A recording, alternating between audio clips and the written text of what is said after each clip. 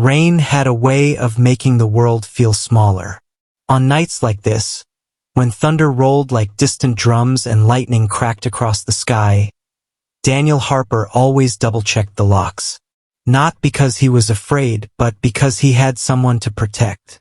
Aiden, his 8-year-old son, slept upstairs, curled under a superhero blanket, breathing softly after another long day of school and homework. Daniel stood by the kitchen sink, staring at the storm outside his modest suburban home. Life hadn't been easy since his wife passed 3 years ago. The grief had nearly swallowed him whole. But when you're a father, you don't get to fall apart for long. You survive. For your child. Daniel had just turned off the kitchen light when a sudden, sharp knock echoed through the house. Knock! Knock! Knock! He froze. Who would be out in this storm? Another knock. Louder this time. Daniel's heart pounded. He checked the time. 9:47 p.m. Carefully, he walked toward the door and glanced through the peephole. What he saw made him blink in disbelief. A little girl. She couldn't have been older than 7. Her dark hair was soaked, plastered to her small face. She wore a thin pink jacket, far too light for the weather. Her arms were wrapped tightly around herself, trembling. Daniel opened the door immediately. Hey, sweetheart, he said gently. Are you okay? She looked up at him with wide, frightened eyes. Eyes that held something deeper than fear, something haunted. I'm lost, she whispered. Daniel's chest tightened. What's your name? Lily. Okay, Lily.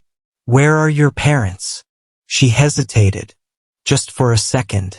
I don't know. The storm roared louder. Daniel looked up and down the street. Empty. Dark. No cars. No adults searching. No panique. This wasn't right. Come inside, he said softly. You're freezing. She stepped in cautiously, like she wasn't sure she was allowed to take up space. Daniel closed the door behind her and grabbed a towel. As he knelt to dry her hair, he noticed something strange. Her jacket. It wasn't cheap. It was designer. Subtle but expensive. Her shoes too. Muddy now but high quality. This wasn't a neglected child from a struggling home. Lily? Daniel asked gently. Do you know your address? She shook her head. Do you have a phone number memorized? Another shake. Daniel felt unease creeping up his spine. He led her into the kitchen and poured a cup of warm milk. She held it carefully, like it was something precious. Upstairs, a creak. Aiden appeared at the top of the stairs, rubbing his eyes. Dad. Daniel looked up. It's okay, buddy. Go back to bed. But Aiden had already seen her. He slowly walked down the stairs, curiosity replacing sleepiness. Who's that? This is Lily. She's lost. Aiden's face softened immediately. You can sit in my spot, he told her, pointing to his chair at the table. Lily gave the faintest smile. Daniel watched the interaction, something stirring in his chest. Kids had a way of understanding each other without explanation. Still, something didn't add up. Daniel grabbed his phone. I'm going to call the police, okay? They'll help find your family. The moment he said police, Lily stiffened. Her hands tightened around the cup. No, she blurted out, panic flashing across her face. Daniel froze. Why not? They can't know I'm here. The words hung heavy in the air. Daniel felt a protective instinct ignite inside him. Who can't know, Lily? But she didn't answer. Instead, she looked toward the window, fear creeping back into her eyes. Daniel's mind raced. Was she running from something? Or someone? He turned off the kitchen lights and peered outside. First, he saw nothing. Then, headlights. A black SUV slowly rolled down the street. Too slow. Too deliberate. Daniel's stomach dropped. The vehicle stopped briefly across the road. Tinted windows, engine humming, watching. The SUV stayed there for 10 long seconds, then drove off. Daniel shut the curtain immediately. He turned back to Lily. Her small body was shaking again, but not from the cold. "They're looking for me," she whispered. "Who?" "My father's men." Daniel's heart skipped. "What do you mean?" She swallowed hard. "My dad is important." The way she said it wasn't prideful. It was afraid. Daniel crouched in front of her. "Lily, sweetheart, I need you to tell me the truth. Are you in danger?" She looked at him, and for the first time he saw the weight she carried. "My dad owns everything," she said quietly, "and he doesn't like when people disobey him." The storm outside suddenly felt like nothing compared to the tension inside that kitchen. Daniel didn't know who her father was, but whoever he was, he had power, and power like that didn't knock politely on doors. Daniel stood up slowly. He had two choices: call the police immediately and risk handing her back to something she clearly feared, or protect her, a stranger, a child. He looked at Aiden, who was now showing Lily his action figures, making her giggle softly for the first time. Daniel made his decision. "You're safe here tonight," he said firmly. Lily looked up at him in disbelief. "Really? Really?" He locked every door, turned off every outside light, and kept his phone in his pocket. He didn't know what storm he had just stepped into, but he knew one thing: no child would stand on his doorstep in the rain and be turned away. Not while he was alive. And he had no idea. By morning, his world would change forever. Before we move into chapter 2, if this story is gripping you already, imagine what happens next. Stories like this remind us that courage doesn't belong to the powerful. It belongs to the brave. Make sure you subscribe to the channel so you never miss powerful, emotional stories like this. Your support keeps these stories alive. Every small noise outside made him tense. He stayed on the couch with a blanket, phone charged beside him.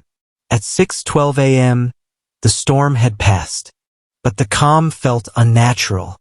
Lily sat quietly at the breakfast table while Aiden excitedly told her about school. Daniel noticed something else. Her manners, perfect posture, careful speech, educated vocabulary. This wasn't just a wealthy child. This was someone raised in power. Suddenly, a convoy of black vehicles pulled into the street. 3 SUVs, 2 sedans, all identical. They stopped directly in front of Daniel's house. His blood ran cold. Men in suits stepped out.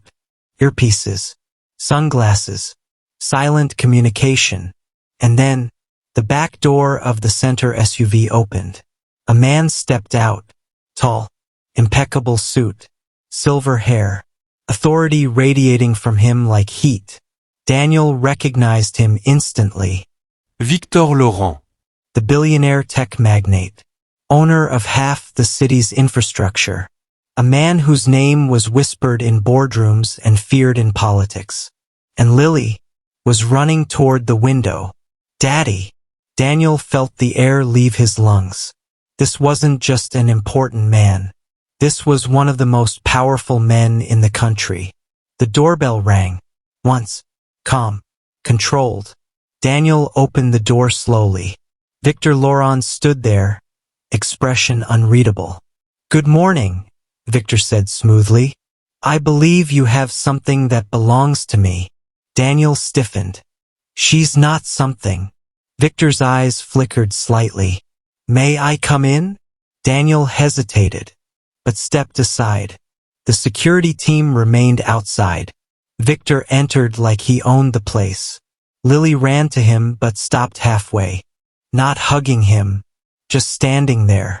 Victor looked down at her. "You caused quite a disturbance." She lowered her eyes. Daniel stepped forward instinctively. She was alone in the storm. Victor's gaze shifted to Daniel. Cold, assessing. You let her inside. Yes. Without knowing who she was. She was a child. Silence filled the room. Victor studied him for a long moment. Do you know how many people would sell information about my daughter for money? Victor asked quietly. Daniel met his stare. I'm not one of them. Victor glanced around the modest home. The worn couch. The family photos on the wall. You're a single father, Victor observed. Daniel nodded. Victor looked at Aiden and Lily sitting together. Something softened. Just barely. She ran away, Victor said finally, because she believes I am too strict. Lily's small voice spoke up. You never listen. The room went silent. Victor looked down at her. And for the first time, the powerful billionaire didn't look like a titan. He looked like a father who didn't know how to reach his child. Daniel spoke carefully. Sometimes kids don't need protection from the world. They need connection at home. Victor's jaw tightened, but he didn't argue. Instead, he looked at Daniel differently now. Not as a threat, but as something unexpected. A man with integrity. You protected her, Victor said slowly. Daniel nodded. Victor turned to his team outside and made a subtle gesture. They stepped back. Then he reached into his pocket and pulled out a card. I don't forget debts, Victor said. Daniel didn't take it. I didn't do this for a reward. Victor paused. Then, something extraordinary happened. He put the card back. Good, he said quietly, because I don't offer this lightly. He looked Daniel in the eye. I need someone like you. Daniel frowned. For what? To remind me how to be a better father. The words stunned everyone.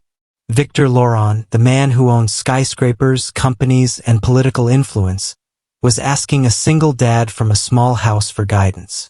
Lily smiled faintly, and Daniel realized something powerful.